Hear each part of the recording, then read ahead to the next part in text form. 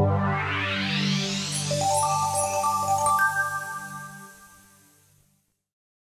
most fundamental truth I've learned from my travels around the world is that love is either unconditional or it's not love at all. Yet we've been taught that love is conditional, that if you do this and do this, someone will show you affection, but that's just manipulation. That's not love.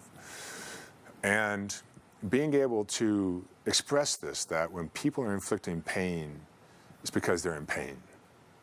And so when they see someone who's different, making them uncomfortable, wait, I don't want to step outside my comfort zone. You're making me feel just slightly awkward here. That must mean that there is some, in their world, some inability to have intimacy even with themselves. And so when they see someone who's slightly different, we're all just mirrors to each other. Every relationship is just a mirror.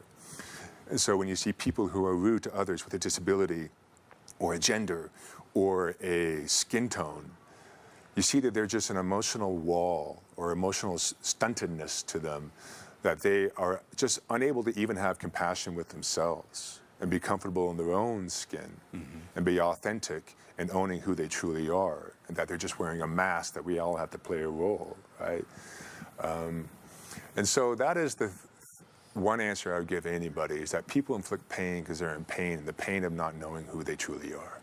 True grit manifests itself now in this social media age of having the courage to be authentic, of having the courage to be vulnerable, and having the courage to see that most of social media is an illusion. I didn't have social media until after I retired from basketball because I liked my privacy. I didn't like all the fans having access to me. I wanted to have some compartmentalization there. And so when I decided I wanted to do public speaking, I guess I got to get some social media going. I got to do it for marketing purposes.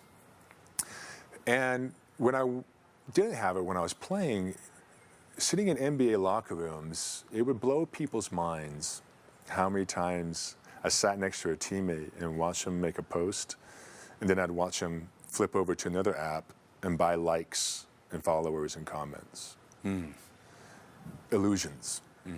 And yet you see so many kids and even parents of kids thinking, oh, he's got to have so many likes and so many followers, otherwise he doesn't have value. That's not grit. Grit is being able to see that the ills of the world is is fear. Fear that my worth is a direct reflection of how people see me. No. True grit is being able to say my worth is not attached to an outcome. That I can fail and fail and fail, and that's why I would be successful. True grit is understanding that if you set a goal, an intention out there, you can't just slap up a vision board and say the law of attraction is going to work for me. No, it's like putting down your goals and writing them and putting them above a light switch like I did. And every time I touch my light switch, you read out your goals. And then you get an intuition, a download hit that says, this is what I have to do to make this dream come true. That was at the time when I started doing that at 14, wake up for 3 years at 5 a.m. and go practice with my high school coach, Kerry Rupp at East High School before school every morning. My parents never had to wake me up. That was my passion. And knowing that it wouldn't come easy, that there are no shortcuts to something that's truly worth having. Even though, again, the social media age of everything customized instantly to our preferences has taught us that the things that are worth having should come easy. No.